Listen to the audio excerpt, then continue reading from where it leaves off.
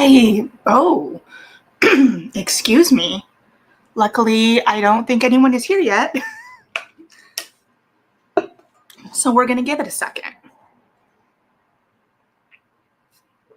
Say hi, check in the chat if you are here.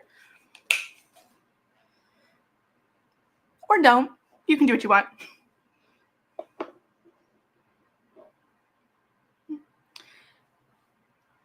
So it's been about a year almost since I did any live streams, let alone reading sprints. So it is going to be a little bit of a refamiliarization here. Oh, let me turn my fan off. That's going to surely drive me nuts in post and may drive you nuts. 1 second. Speak amongst yourselves.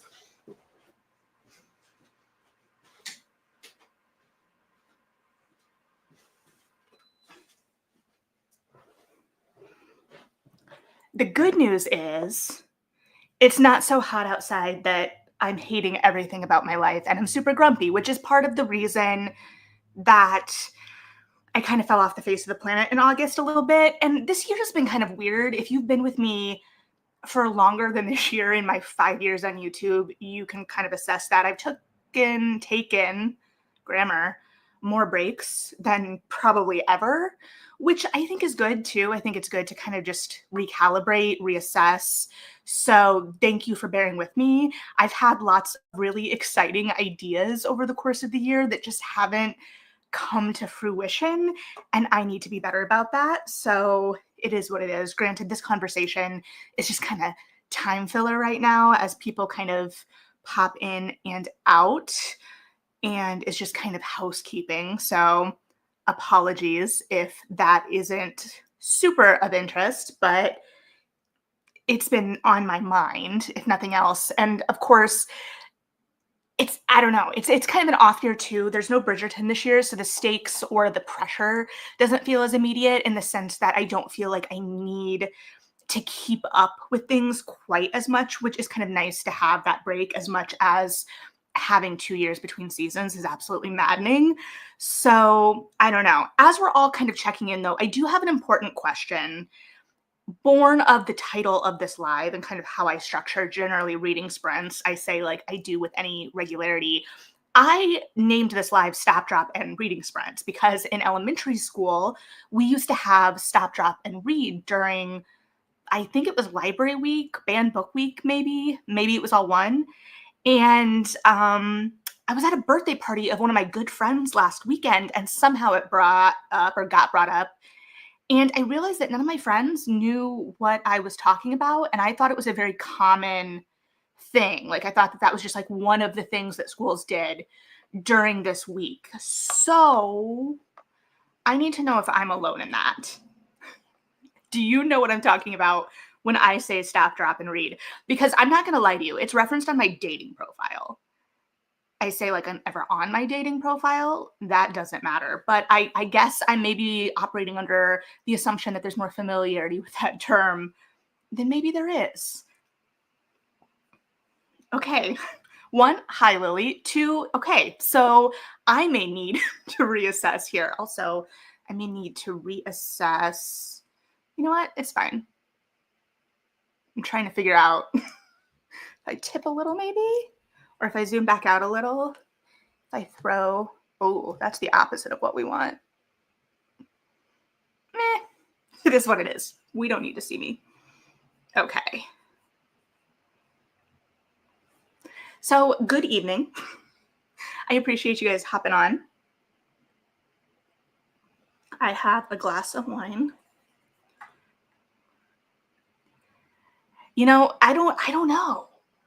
I'm inching close to 35 now, and my friends are a few years older than me. But yeah, so maybe it's like a very staunch millennial thing to stop, drop, and read. I don't know.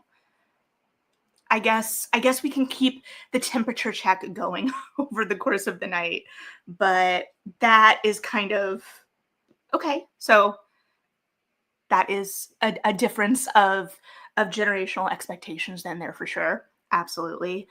So I don't know. Maybe, yeah, might be a millennial thing. Might be just thing that I experienced, and I will tell you, Stop, Drop, and Read was my absolute favorite, as I was explaining at this party, because it could happen at any time.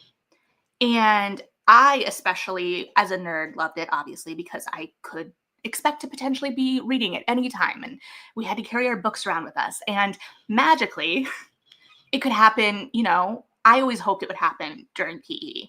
And I don't remember if it ever did for me. But that was always my secret hope, is that we would get Stop, Drop, and Read during PE, and then I wouldn't have to do PE. So that is what it is. So as we are kind of all congregating or jumping in and out, what is everybody reading? I think you told me what you're reading, Lily. The New Couple in 5B by Lisa Unger, which is a thriller, correct? Correct me if I'm wrong on that.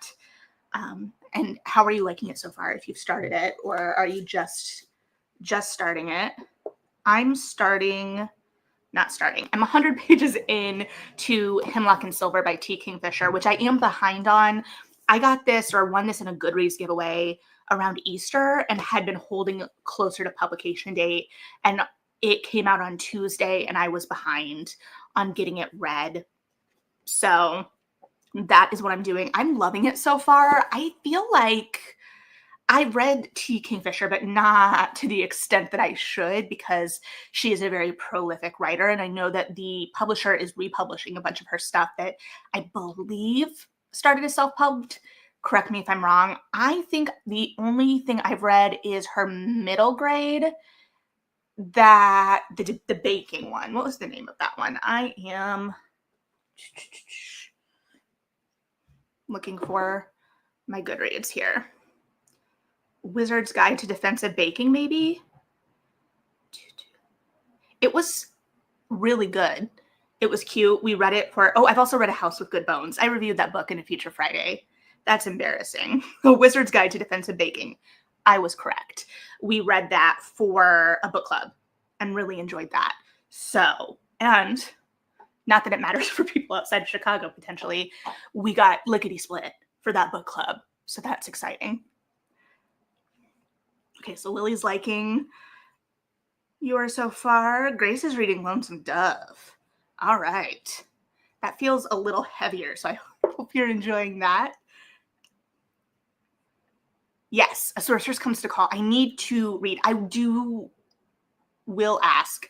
I have an audiobook copy of it that I got on super sale from Libro.fm at one point. But for some reason, I just don't like the idea of reading it via audio. So you let me know if you think that instinct is correct or if I'm just being particular. But I think that I want to read it. I will say I'm really enjoying that the kind of humor and heart, because this is a Snow White reimagining retelling. And Snow White is not one of my go-to fairy tales. It's not like it's Rumpelstiltskin where I actively hate it. I've still read Rumpelstiltskin retellings though, so what does that say about me? But it's not one I navigate or gravitate to first. So I'm very interested in how it's being handled here. And I think that we are making a lot of really interesting choices where it's in conversation, but also changing things pretty significantly. And it still has Kingfisher's like really sharp humor. I ideally would be talking about it in a future Friday this week, but I don't think that's going to happen because I have a Joanna Shoup event for her new book, The Gilded Heiress, on Thursday, and then I'm going to see My Chemical Romance on Friday. So I don't know if I will get time to do a video, and that's kind of where I've been sitting, where I just haven't been prioritizing the time for videos. I've been prioritizing the time for reading. So, okay. Potential fun with the audio version. So I will keep that in mind, and maybe that is how I will do that. Right now, I'm listening to a library book. I'm listening to the new Gary Christ, Trespassers at the Golden Gate. That sounds right, but is it? Is the question. Yeah. Trespassers at the Golden Gate, a true account of love, murder, and madness in Gilded Age San Francisco. I really like his Empire of Sin in particular, so I was really excited to see kind of a similar exploration where it's a true crime, a historical true crime, but it's using the lens of a true crime story to kind of paint the picture of a time and place. And so far, that's exactly what I'm getting. And I'm very excited about that.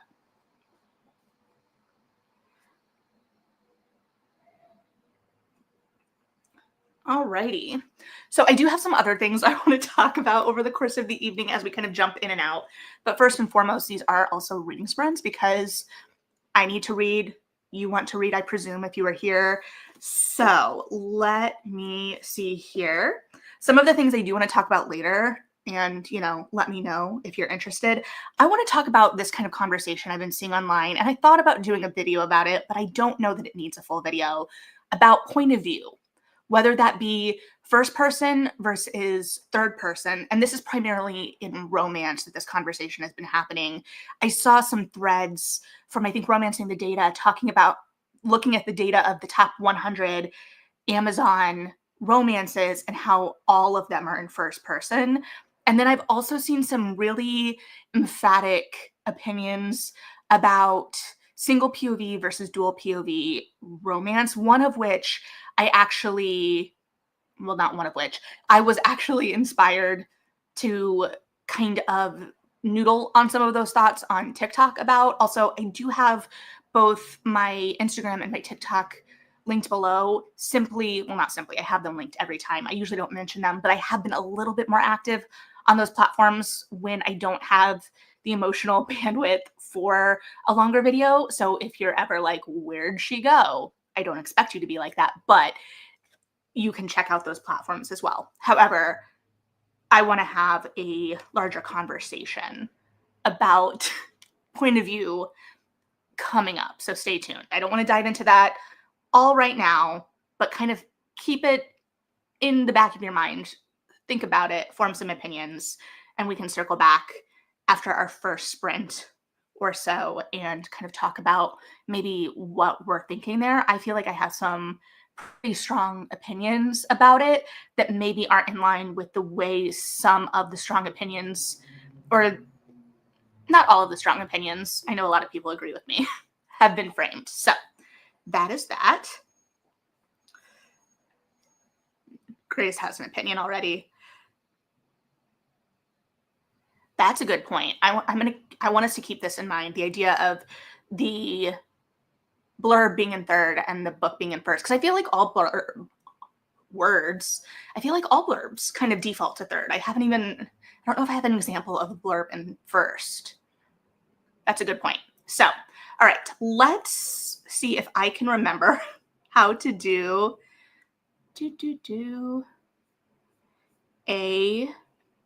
I know I'm not on screen right now, which is okay.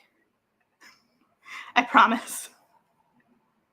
Are we seeing the cat? Yay! Okay, perfect. So I think we're going to go ahead and start with a sprint. How do we feel about this time? This feels like what we usually do or used to usually do the couple of times we've done it. So I'm thinking, yeah, thumbs up if we're feeling good about it.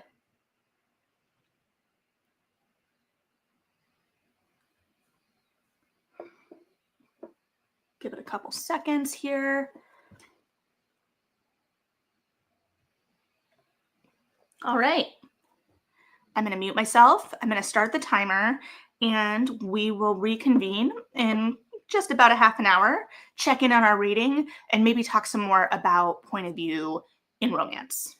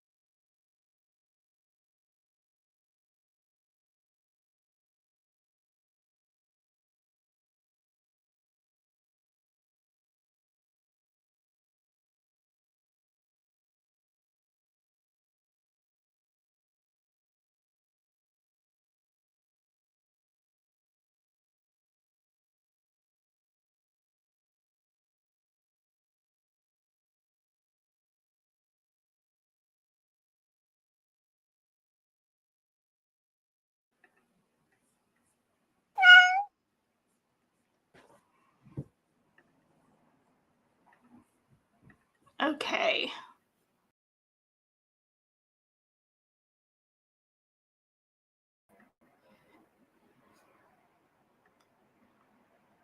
Wrong. Okay. It has been a second since we've done this, so I messed up. Excuse any noises you may hear. How do we do? I want to highlight this comment here because I looked up this book after I saw it.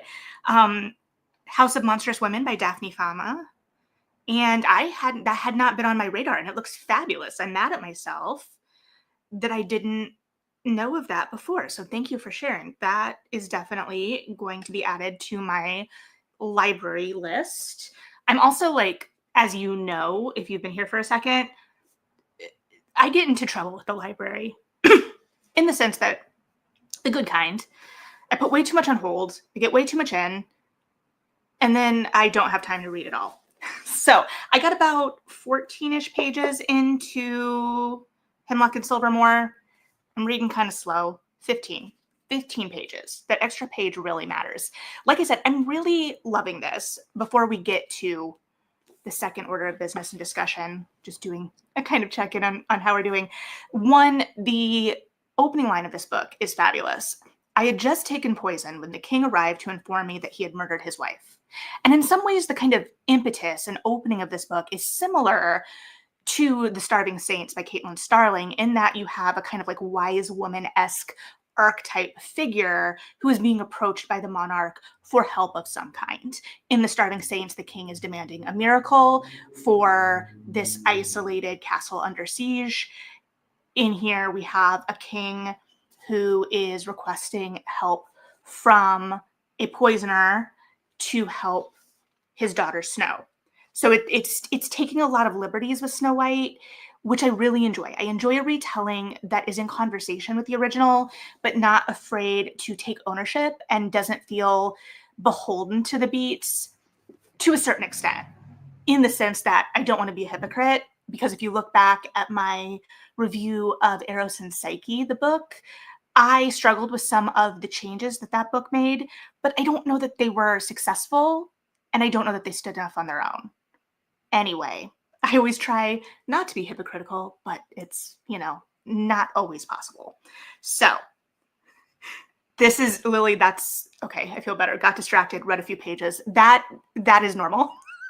I like to do these because I feel like it keeps me a little bit more honest. However, I did turn all my fans off, and I closed the window, and I turned the air conditioning off for the sound. And because of that, it's a little more stifling in here than it's been the rest of the day, because as I've complained about before, and will surely again, it's been a really hot, humid summer. My air conditioning is not keeping up, and I have been not happy about it. So I did put on my neck fan. So I got this for Christmas from my aunt last year, and I kind of giggled about it at the time. Like, I knew it would be useful, but it's a kind of funny thing to get in December. I sent her a picture the minute I use this thing this year, because it has been a godsend for sure. So I'm really enjoying Hemlock and Silver so far. I expected to. I don't request Goodreads giveaways for things that I'm not expecting to enjoy, because they are so few and far between anymore. Okay, side note tangent for a second. Does anyone else get kind of annoyed? And I try to be really understanding that people are coming into the reader space at different times, especially the idea of Goodreads giveaways. And Goodreads is not, my favorite place anymore, but the Goodreads giveaways have been a part of things since I was in college. And I used to win them a lot because there were a lot less users. And to be honest, I was less discriminating in what I was selecting or requesting. Now, this year, I won 2, and I hadn't won anything for years. And I do have an unfounded theory that if I don't mark a book as received, because sometimes I forget, or if I don't review it, that I will get kind of knocked out of the running for a period. I do wonder, too, if my account history and length of time on the platform plays into anything at all. I don't know. Ultimately, I don't know how it happens. Ideally, it's just the luck of the draw. But when I see a lot of these posts that are like, does anyone even win Goodreads giveaways? It feels like engagement bait to me because, yes, people win Goodreads giveaways all the time. And I feel like if you do a basic search of social media, you will see people talking about the Goodreads giveaway they won. At least get a little more creative with your engagement bait.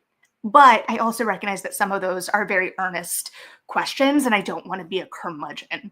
So I don't know. Sometimes I do give in to the curmudgeon. I'm not going to lie.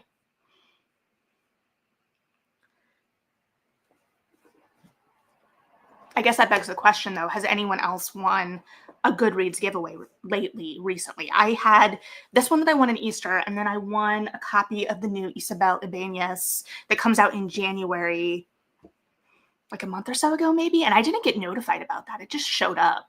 And I was like, well, I'm not expecting anything because I don't really have publisher relationships in regards to ARCs. I got an ARC, a physical ARC of Necessary Fiction, and that was the first time a publisher has reached out to me. So yeah, a few years back. Yeah, I feel like, before this year, a few years back was the last time I won. So I was shocked that I won the second one, especially because I, as you can see, hadn't yet read Hemlock and Silver because I was waiting for closer to publication date because ideally I was going to talk about it in a feature Friday. We'll see if that happens based on, as I mentioned before, this week it might not be in the cards because of the Joanna Shoup and the MCR, but we will see. Yeah, I feel like you definitely have to enter a lot, Grace, for sure. It doesn't feel like I did always wonder, and here's my engagement bait, I guess. I always wondered if the 17 magazine giveaways were rigged. That being said, if like every millennial teenager was entering these giveaways, the odds were even more stacked against you, I'm sure, than a Goodreads giveaway. Okay, so feel free to keep updating me and telling me what you're reading, if you're liking it, et cetera, et cetera. But let's go back to this point of view discussion because this has been bothering is a strong word, but maybe bothering me recently. So we talked, recap for those who missed it, we talked briefly about the idea in romance, especially right now. I'm seeing a lot of discussion about point of view and first person point of view versus third person point of view and singular versus dual point of view, especially in romance. And and an account on Threads, Romancing the Data, came out with a post yesterday, the day before, looking at the current top 100 in romance for Kindle and kind of analyzing that data, as the title says, and coming back with the fact that all of the top 100 romances are in first person point of view. And I have also been seeing a couple of TikToks from people really denouncing dual point of view romance and then like reading the comments in some of these like side discussion TikToks I've seen about this conversation that I think I'm still just on the periphery of. So I'm never speaking with any absolutes here. You know me, I'm always trying to approach it with nuance and giving the benefit of the doubt. However, I did stumble last week because I saw someone on Instagram actually speaking very definitively, and I understand that hyperbole works, especially in short form content. And that's part of the reason that I still feel most at home on YouTube. But speaking definitively about how they hate dual point of view romance and that dual point of view romances aren't good, and kind of speaking as an authority in a way that really made me angry. Because most of you probably know, based on last fall or winter, I posted a video about the kind of current state of historical romance. And I think a lot of you that have been with me for a while are historical romance readers. And that is the genre I came up on and cut my teeth on, and is still my primary romance subgenre. It's my favorite romance subgenre. Do I say it has no problems? No. However, having been reading romance for like 20 years, I recognize that fads, like things come in and out of popularity. I had discussions about that with the director of my library back in high school when I was a library assistant, because at the time I was sad that there was no more, or there wasn't enough time travel romance being published. I had like gotten through all of the Karen Marie Moning and Lynn Kurland that our library had, and I was like, I need more. And so we kind of had this discussion. But I'm not trying to be elitist. I'm not trying to be like, you don't know, because people have only been in the space for as long as they've been in the space. And I want people to have preferences and be passionate about what they're saying. And I recognize what I don't know. I am very hesitant to speak definitively in ways that probably sometimes are unfounded. But I don't like this idea of saying that no dual POV romances are good when I think you're just reading bad books. That's the long and short of it. And I'm not pretending that I've never read a bad book, or that all of the dual point of view romances I've read are great, or that there aren't first person singular point of view romances I like. I'm trying to say that there are single POV first person romances I like. However, it was an adjustment for me as this started to rise in popularity, because I think sometimes the writing for me can feel a little thinner.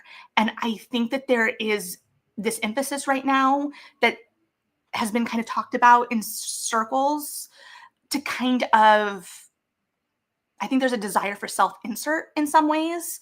And I think it's interesting to think about like where readers are stemming from. So like I came up from a fan fiction background, and as you know, strong as opinions I have about point of view in fiction, I have stronger opinions in fan fiction, in that I flatly refuse to read first person point of view fan fiction.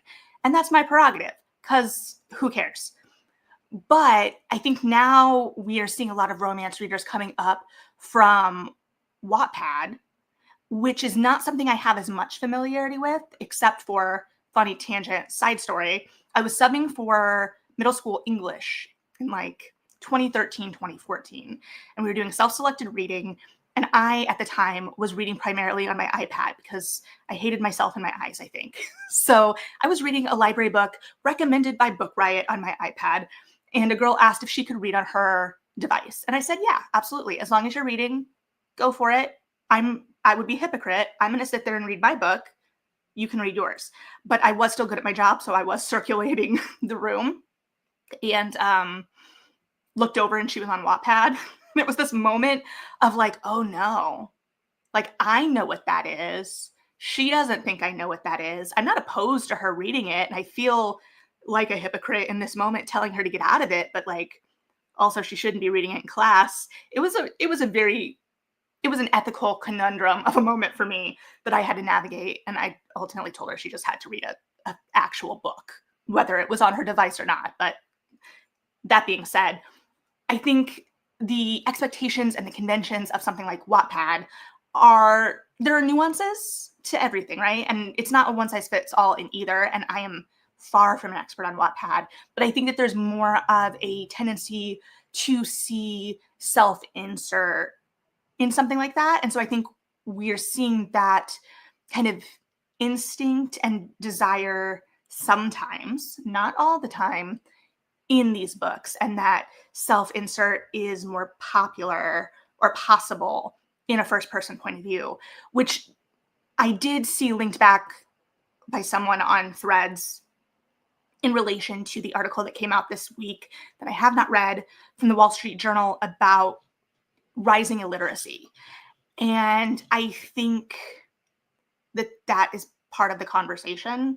But I also, again, am not being elitist about my romance and saying that this is bad, but I am saying that speaking definitively and saying that something else that just isn't kind of in vogue right now is bad when you don't have the breadth of knowledge about the genre is okay either. I think that there are a lot of readers who have come up in the last 5 years, post-COVID, that have really excelled, and they've read a lot in those years, but they think that that makes them a genre expert because, let's be honest, social media rewards speaking definitively. It rewards this presentation of expertise and this lack of nuance.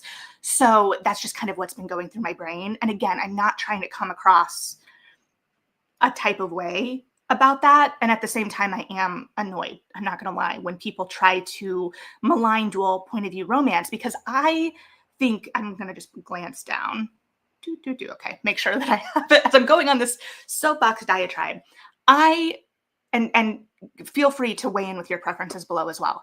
I love and appreciate dual POV romances because I like seeing the full breadth of a romantic journey of a couple. I like knowing the kind of interior life. And some of the critiques that I've seen from people in comment sections that are indicating that they don't like dual POV or why they don't like dual POV. Again, I think it goes back to it being done poorly in the same way that I got into a conversation with someone in a TikTok comment thread a couple months ago about miscommunication and third act breakups in romance, because she was speaking very definitively about them being bad and signs of bad writing and a bad book.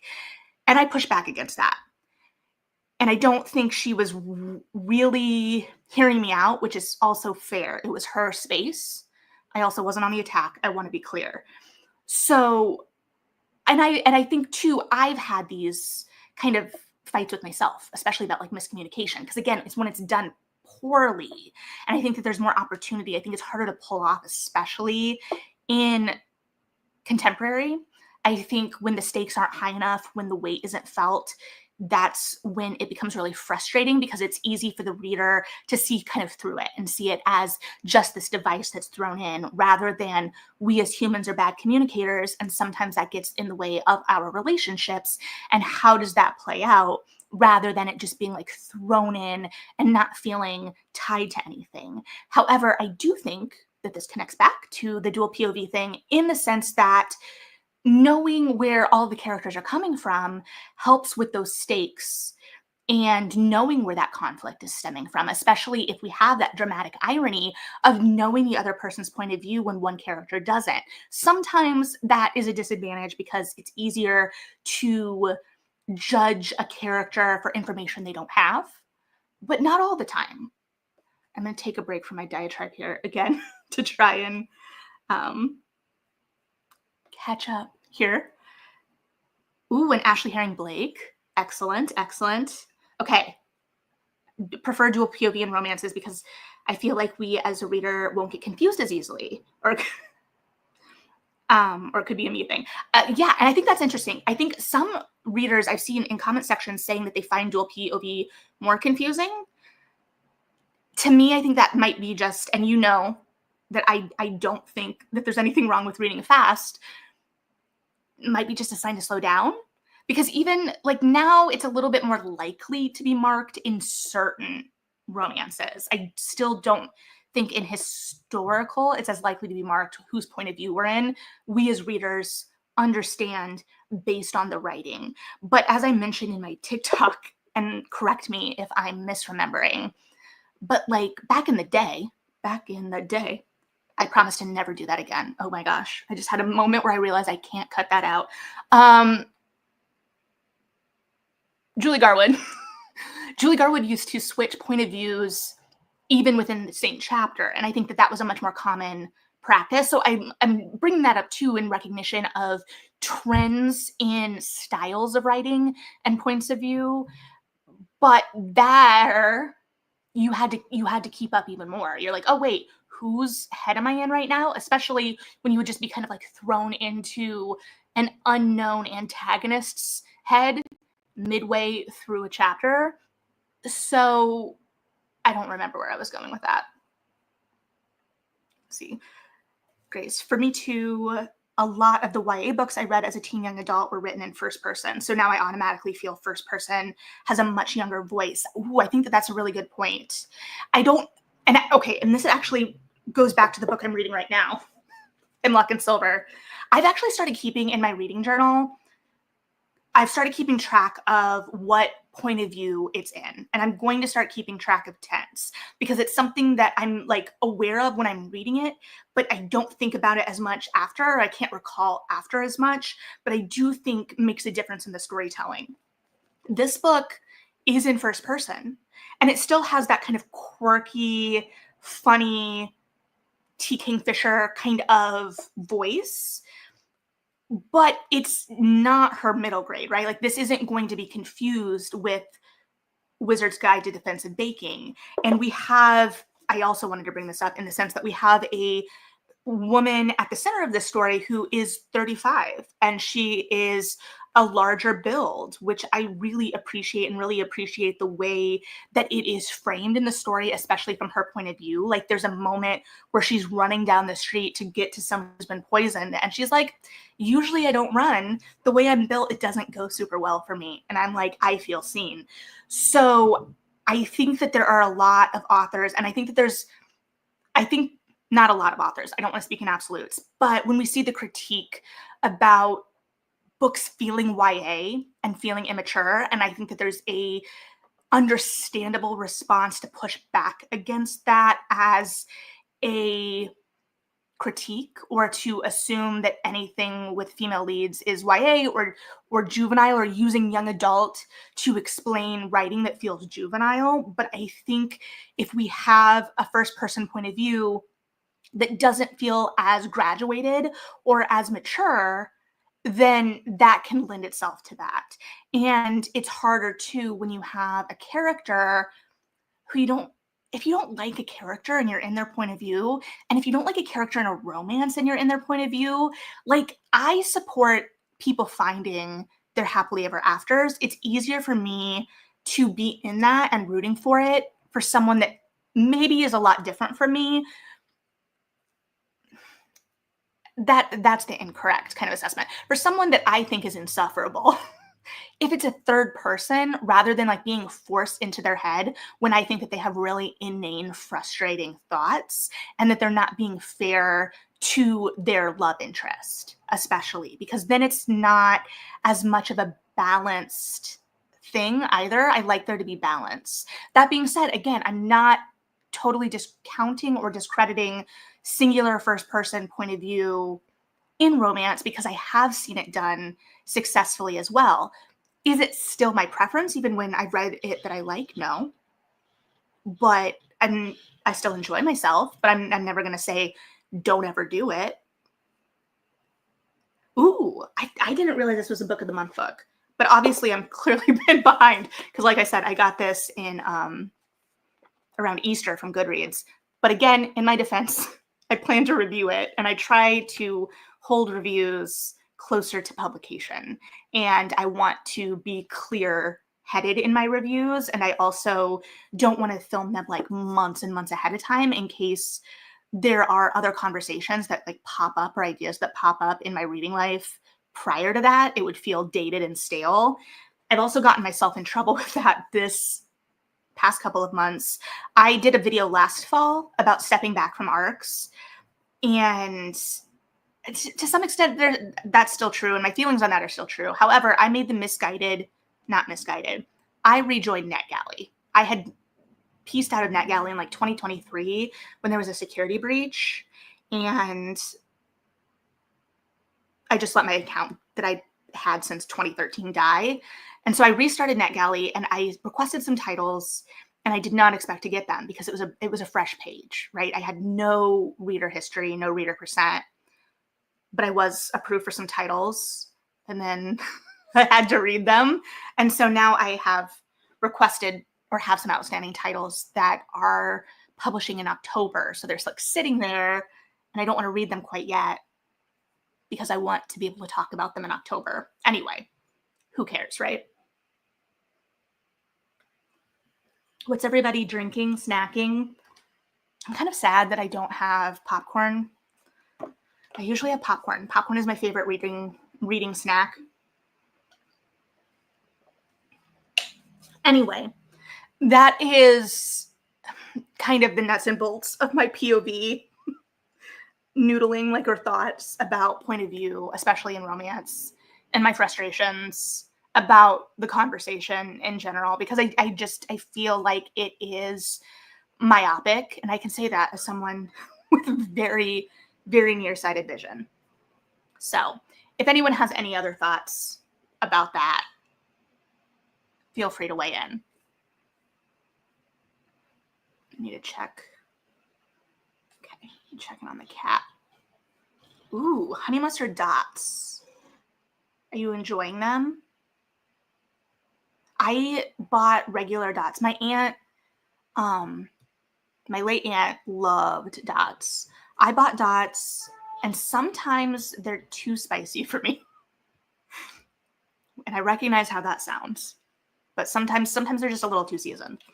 But I also like them a lot when I like them. So I go through phases. But it's also probably good for me because I can't sit down and eat like the whole bag at once because they're just too flavorful.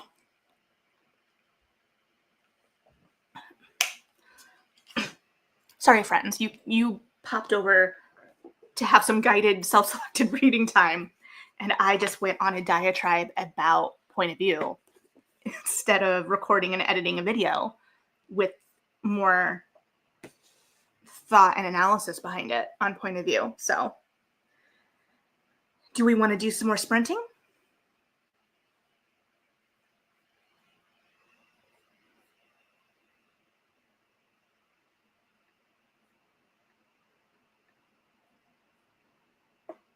Okay. I'm making an executive decision in that I want to do some more sprinting. And I'm glad that you are enjoying the dots. That is great to hear. Okay. I'm going to mute myself. I'm going to start the cat. If anyone, keep chatting, keep talking as you feel so led is what I'm trying to say. And I might pop in as well, depending.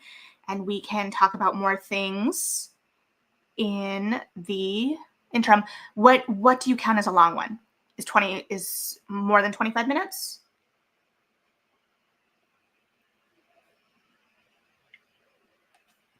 I can remember how to edit the cat. Or is the cat stagnant?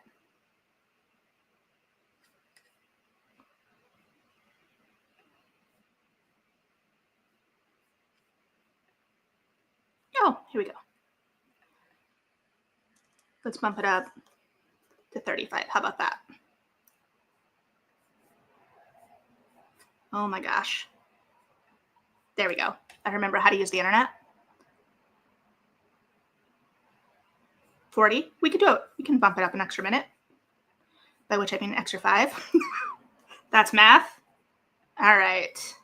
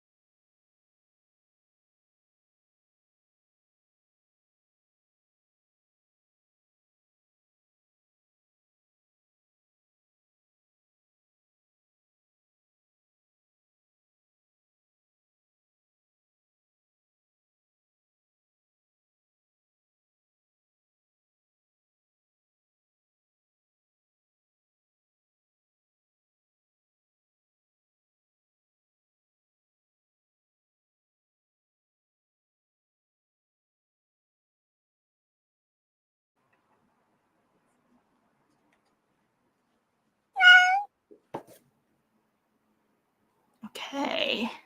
That was a good call on the longer sprint. Doo, doo, doo. How is everyone feeling after that one? Trying to make sure I'm all here. I went in and out of focus, I feel like, but I did catch a good stride, so it was nice to have the longer. So I am at about a page 140. I'm debating whether I keep going with this one, which I'm loving, or if I switch to my bedtime book. I finished okay, so earlier this year, I read my first Alexandra Basti, which isn't saying much, but in that she was a 2024 romance debut. She had some novellas before that, but Ne'er Do Well, which is hard to say, but a very clever title, was her debut. And I missed it. And it has been very well received. Before I got on the train with Earl Crush earlier this year, and then Ladies in Hating is coming out next month. So it's very exciting to see that she has built some buzz, especially in relation to the kind of state of historical romance. Needless to say, I went back and read Ne'er Do Well based on loving Earl Crush so much. And because of that, I had requested Ladies in Hating, an arc of it. And so I have an arc to read, but I wanted to go back to the first one first, which was the correct call because we find out, or I got some more backstory about Lady Georgiana, who is going to be the lead of the third book, which you don't need, but I appreciate having as a completionist who has skipped ahead and around in a lot of series this year, so don't listen to what I'm saying. However, I finished Ne'er Do Well yesterday morning and loved it enough that I slipped back or went back for the novellas as well. And so I am in the middle of the first novella, and they're short, they're novellas. So I feel like I want to finish that yet tonight, but we'll see. Yeah, that's where I'm sitting with my reading. How's everyone else doing? Feeling good on this Sunday night?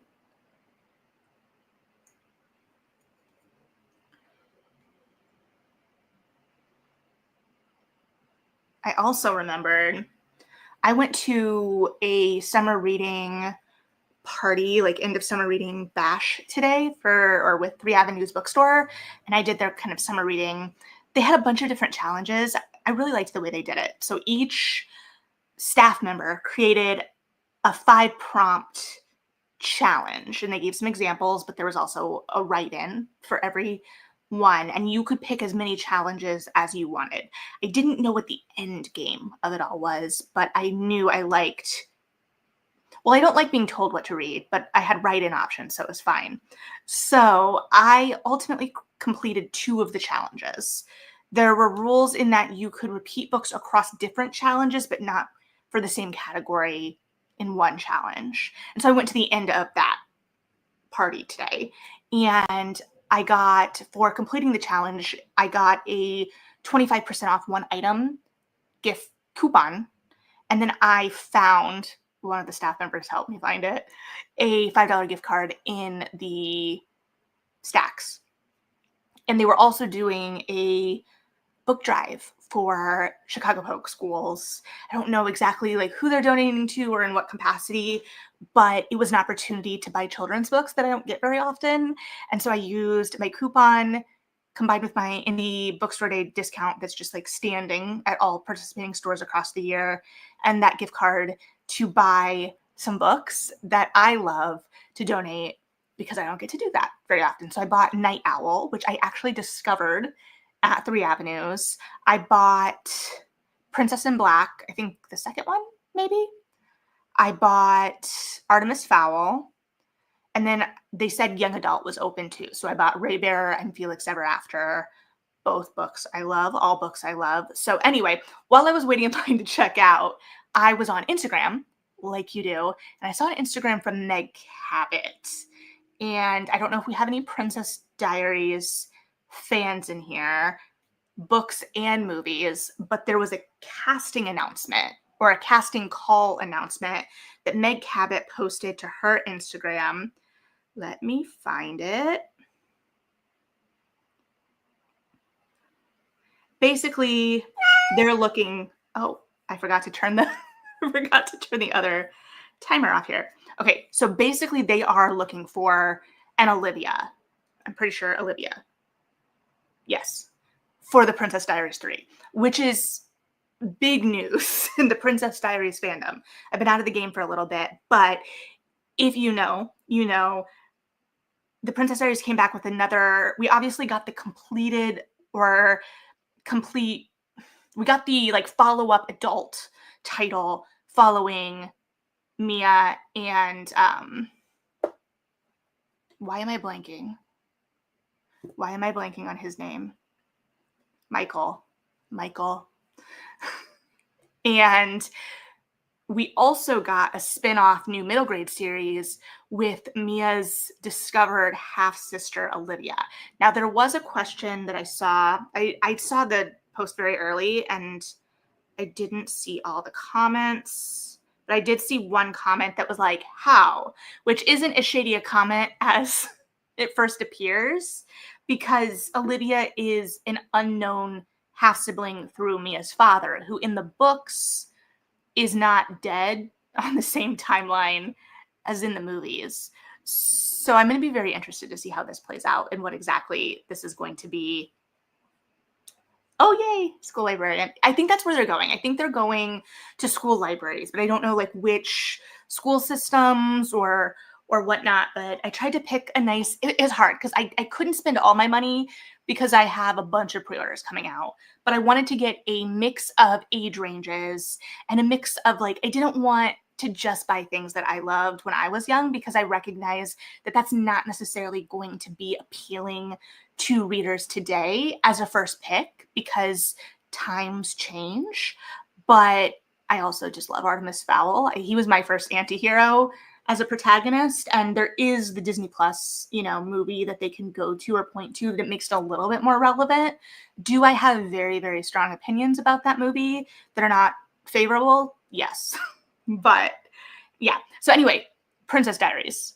One, the fact that we're getting a Princess Diaries 3 is great. So excited. I actually have my vinyl of the Princess Diaries out.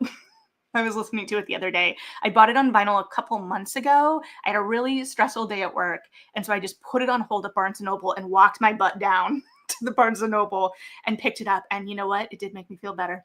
I had lyrics coming out of my soul that I didn't remember being in there because that used to be one of my like go-to soundtracks that I would play on my boombox in the bathroom. So if we can also get a What a Girl Wants vinyl release, I would be set. But anyway, yeah.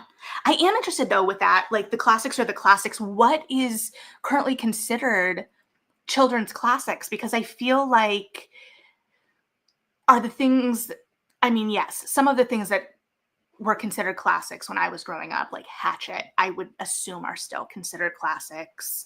I feel like the Wayside School books, I feel like I've seen them still talked about a decent amount online or more than I thought I would because I thought that those were a very generational thing as much as I loved them. But yeah, I'm always fascinated by like what children's books are standing the test of time.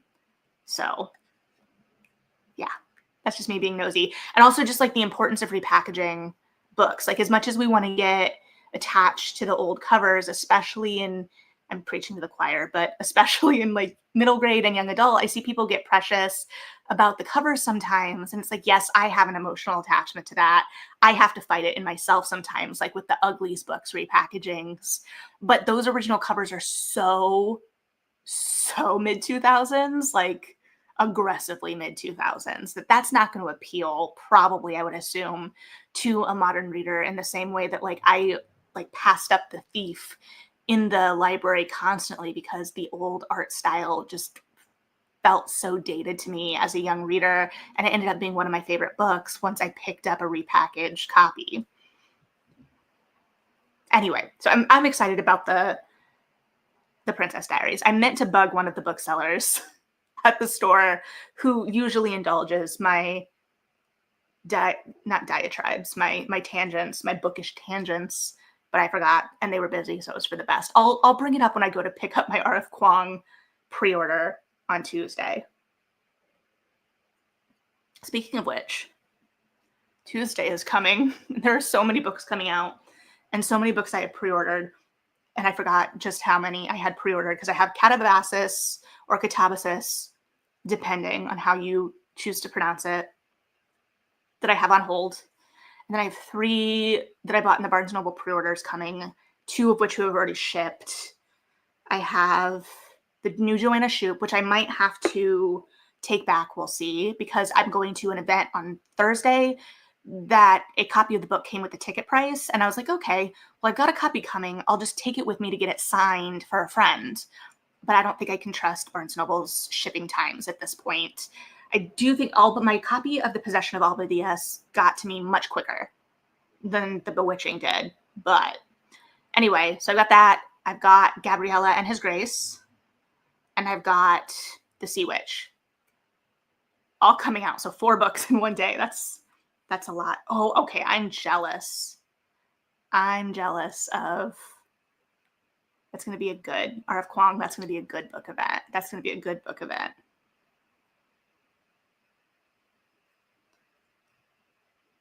Okay, that's good. That's good to hear. Didn't mean to do that. It depends on the school librarian and what is popular and what they book talk. I always forget about the book talks because I feel like those weren't as popular when I was in like the middle grade to high school.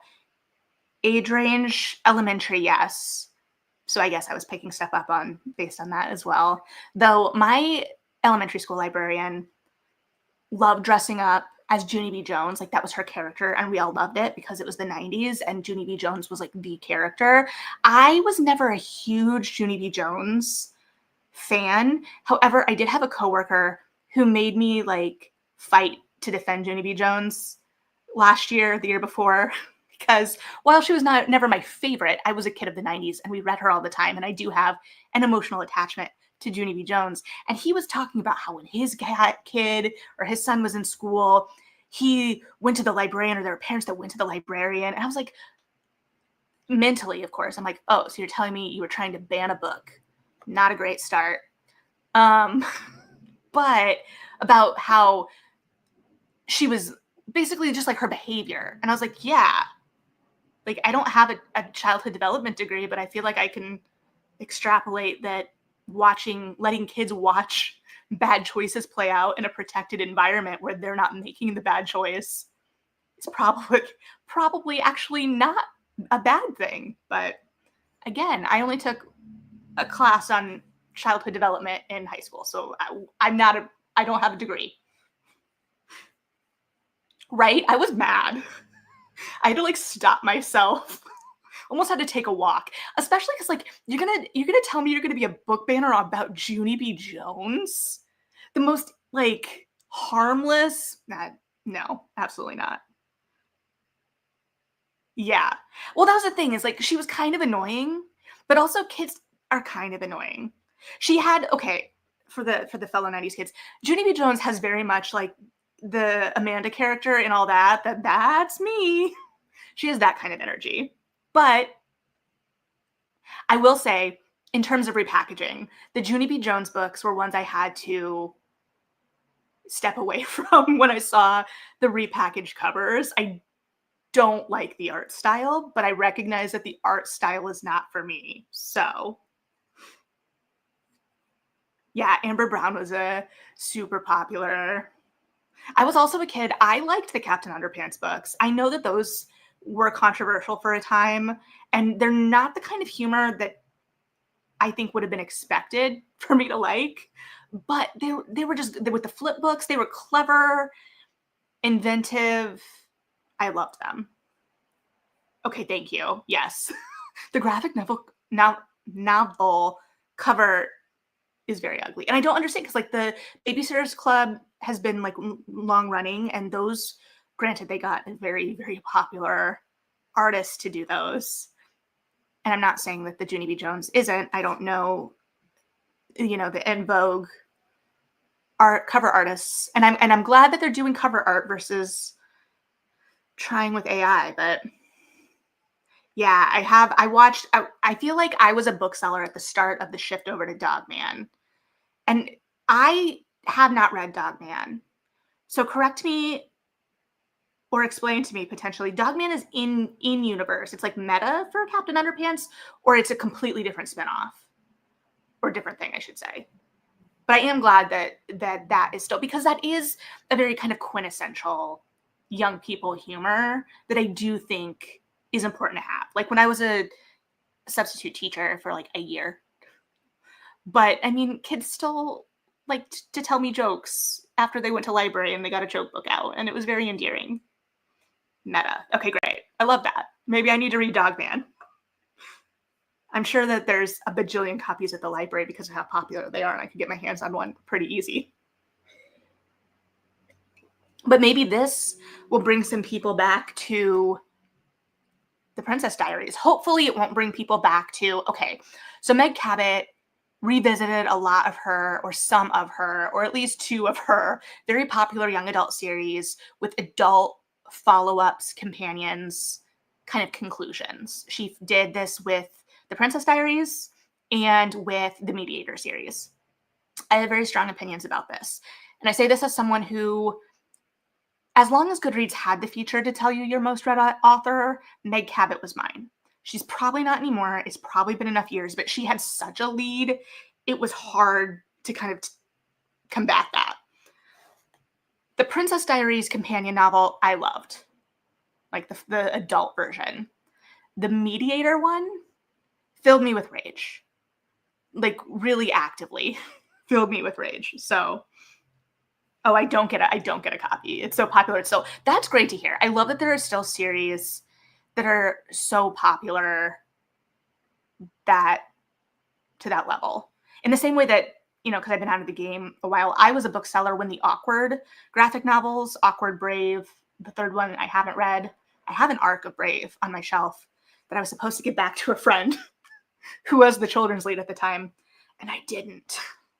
I remember when those came out and we loved them. So I was glad to see that those are still popular today, as well as Princess in Black, which I bought a copy of. I did the bunny one because they didn't have a copy of the first one. It had been purchased and I liked the bunny one. So I bought the bunny one. But buying kids books is fun, and I was really glad I got to do that today. I love hearing that you can't keep Dogman on the shelves. Okay, tell me everything. What are the hot series with the kids right now? Is Babysitter's Club still popular? What are the up and coming series that they're actively excited about? Like what's making them? I know, is the Chris Colfer series still popular? Because I think I read something about an adaptation of that in the works, that's wild to me because I read the first one. I have a signed copy of the first one because a friend went to a book event for that first one when Chris Colfer was still big from Glee. And so I forgot and kind of lost track of just how popular those books have become, and that there's a whole generation of young readers and potentially moving into adults now that grew up with him as a middle grade author, which is wild. Oh, yeah, Wings of Fire makes sense. It's the beginner dragons.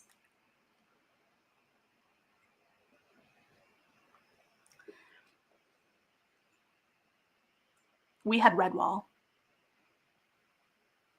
I think I honestly actually only read the first Redwall. I was not always good with animals as full-blown characters. So like the warrior cats probably wouldn't have been my thing if I had been in that age bracket. Honestly, it was fine. I like fairy tale like interpolations, but I don't know. The first one was very much like a first book, but I also commend him for like stepping out into a new artistic kind of lane and really excelling and becoming popular in his own right. So I don't know. Very different than the books I'm contemplating reading, where we've got, well, no, this is a fairy tale retelling. I will say, I didn't forget that mirrors are important to Snow White, but ever since like deep dives into Bridgerton season 3, I feel like I'm always looking into the symbolism of mirrors, or like mirrors are just everywhere still for me. So I'm really looking forward to different symbolism for season 4. I love the mirrors. I love the symbolism of the mirrors. I loved diving into that. I loved the exploration of Psyche and Eros, but I'm also very, very excited to go down different brain detours. because if you know anything about me, I love a detour. Yeah, Diary of a Wimpy Kid, I feel like has some strong staying power. That's been going strong. I also love a fairy tale retelling. We get so many of them, and it's hard because like some really are done well, and some I feel like rely too much on the source material and they don't have enough to say on their own. I don't have examples. We're getting late enough into the night where my brain is just doing that thing. So thank you for bearing with me. Yes, Dork Diaries as well. I remember selling a lot of those back in the day.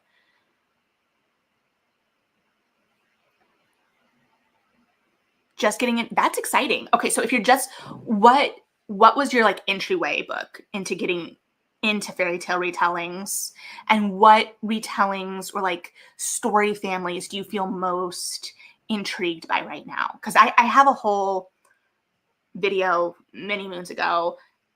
I feel like Beauty and the Beast retellings are pretty popular, right? And it's a pretty safe answer, but I love Beauty and the Beast retellings, but more specifically or broadened out, to be more accurate, I guess, I love stories that come from the Psyche and Eros story family, because we also get the offshoot of East of the Sun, West of the Moon, which, despite the fact that I don't love the trials part of it as much, is actually, I think, my favorite fairy tale in its explorations. And they're both like versions of the Cupid and Psyche, Eros and Psyche. They're the same thing. My brain had to remember which one was the duel there. Sarah A. Parker. I have to look this up because I'm like, which one is that? It's scratching my brain in the right way, but not the right way enough. Oh, okay. When the Moon Hatched. I feel like I've heard that talked about, but I did not realize it was a retelling. For some reason, I was looking at a library copy I had out of Upon a Starlit Tide, which I don't think is fairy tale. I think it's Mer People, which is a tale, but I don't know that it's going to be like The Little Mermaid. Oh my gosh, yes. I have read Confessions of an Ugly Stepsister. Going back to my hatred of Rumpelstiltskin. Okay, so I read, obviously, Wicked because I was a theater nerd. I did a video on that as well, the book, the show, the movie. Oh, sorry, friends. Loved Confessions of an Ugly Stepsister. I read them probably too early, but like they're that perfect kind of like dark and twisted, and they get at the real original intent of fairy tales and that original darkness. And we all know that kids do actually love exploring darkness. We don't need to. That's not surprising. But his book Lost, which I remember on the blurb, like intimated to me as a young reader that it was going to be about like Jack the Ripper. And I was very excited about this, as all young kids are. It was not. It was barely mentioned. I was so mad. I was like, I hated this book. I feel lied to. I feel cheated. And I was talking to someone about it recently because I misremembered a lot. And they were like, Melody, that's the Rumpelstiltskin retelling. And I was like, oh yeah, okay, that's right. That explains why I had such a visceral reaction to this book, because I don't really like Rumpelstiltskin. Yes, the Lunar Chronicles were so popular. She has an adult debut coming out this fall. Did you know that? I have my eye on that. To Bleed a Crystal Bloom.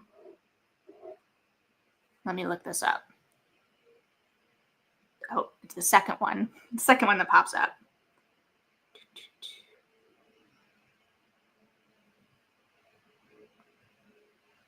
Okay, I'll have to look into that more. I don't know anything about that one. That's interesting.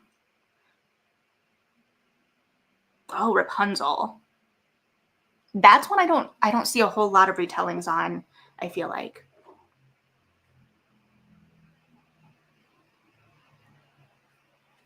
This is great.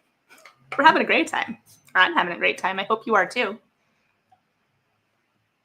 Do we want to do some more reading? We probably should, right? And if we do, what length do we want to do? Do we want to do another 40, or do we want to do a 25 again. What are we feeling?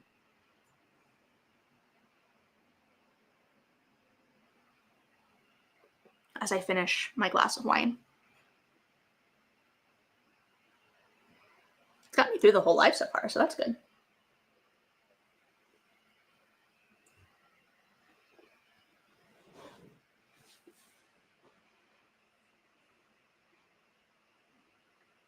Look at our options here.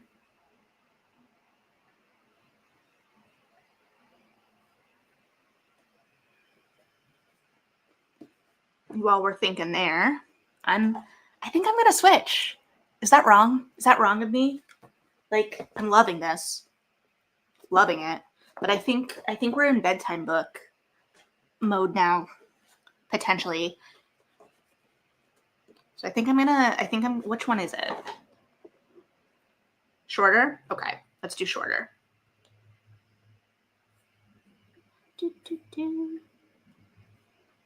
Back to 25.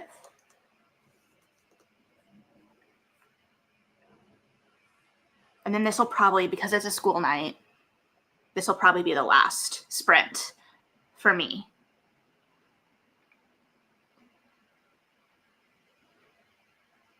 It doesn't matter. You don't care. I'm reading the first novella. Oh, yeah. There's a lot of things that do not age well. Like, yeah. Yup. I feel ya. Okay, let me put us to the cat. Look at that. Same setup as before. Feel free to keep chatting in the chat if you feel so led. We will read for 25 more minutes. We'll circle back to have a little more chat. Goodbye, good night, etc., and then we'll be ready to head into whatever. So, okay, let's go, by which I mean I will stop talking.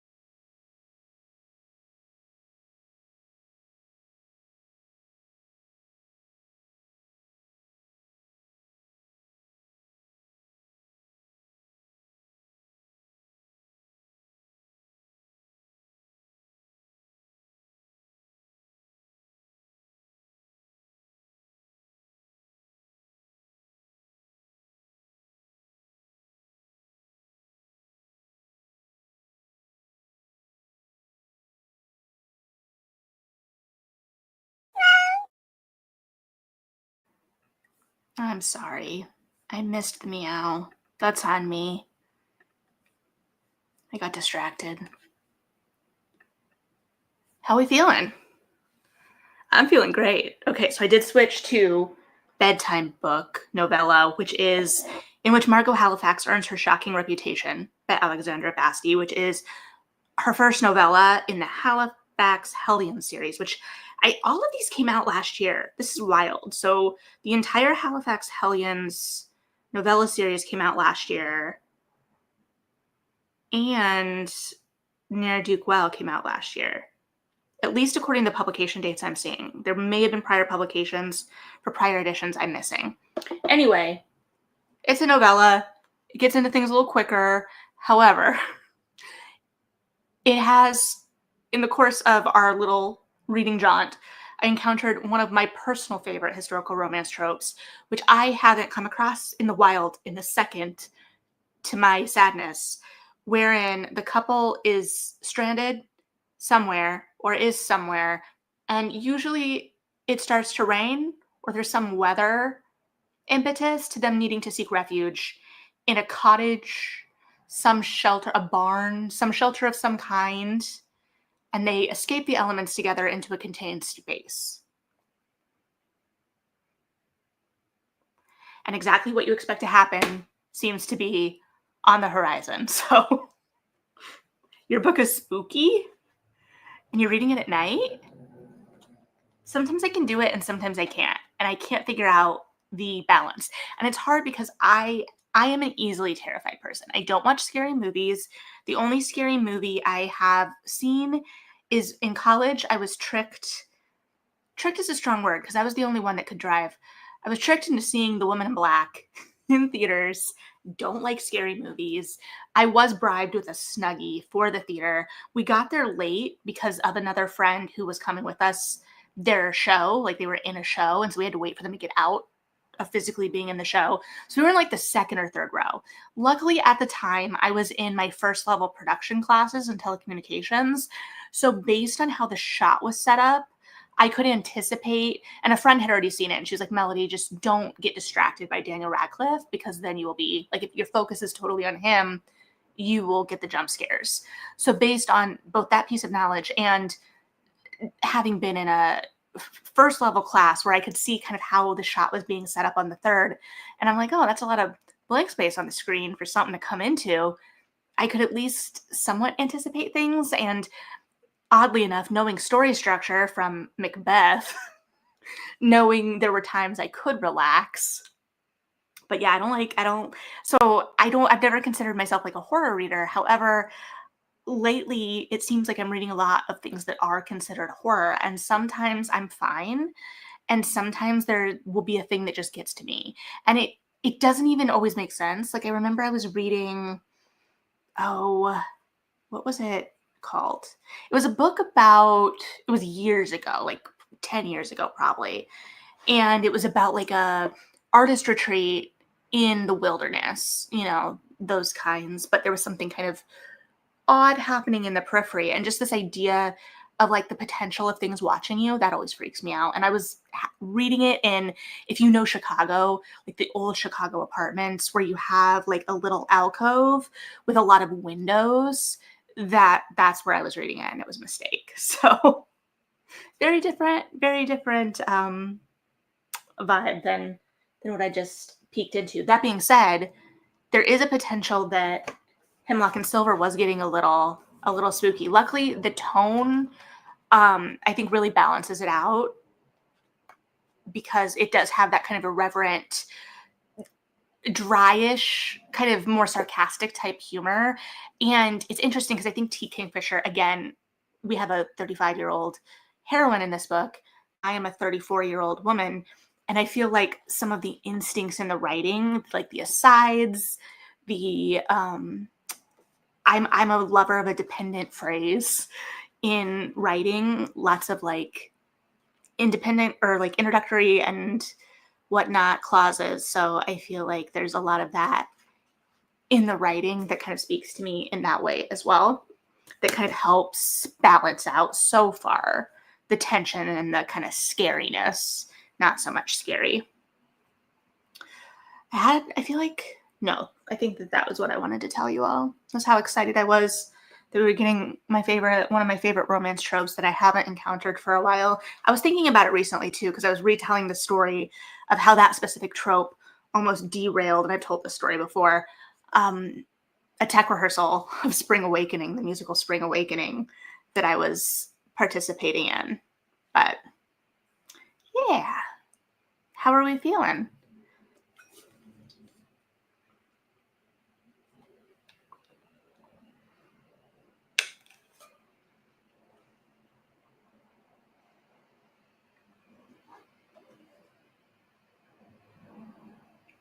Also, unrelated business, but like channel business. I don't know that there's any overlapping audiences here right now.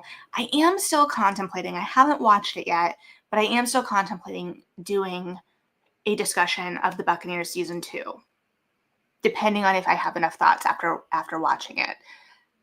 If anyone has any strong feelings about that, either now or in a replay, feel free to weigh in.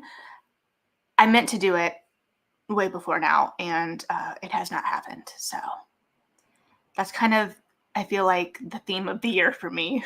Lots of ideas that I have not executed. So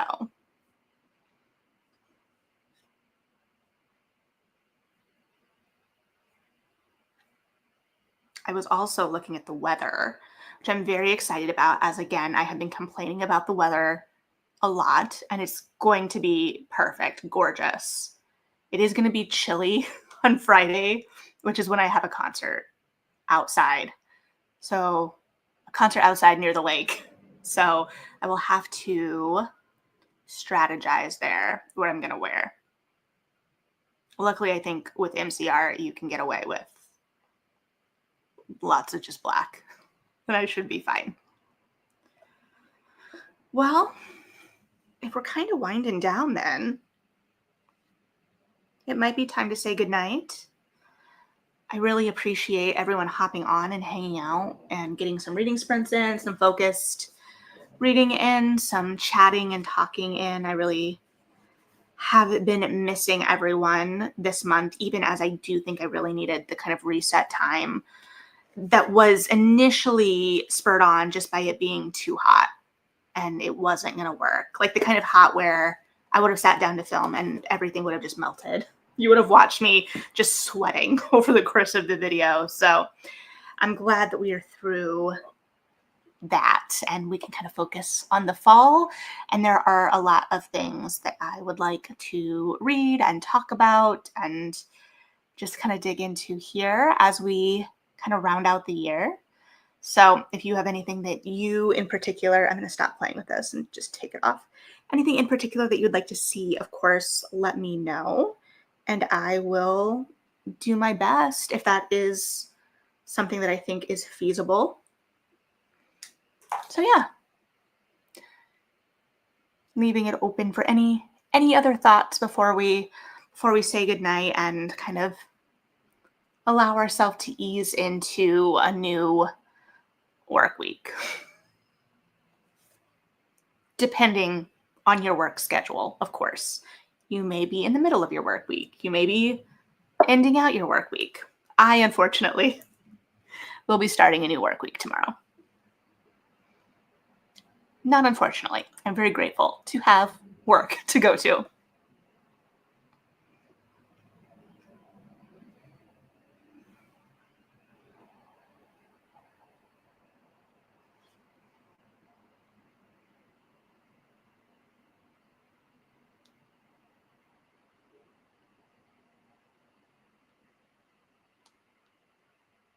Alrighty then. Well,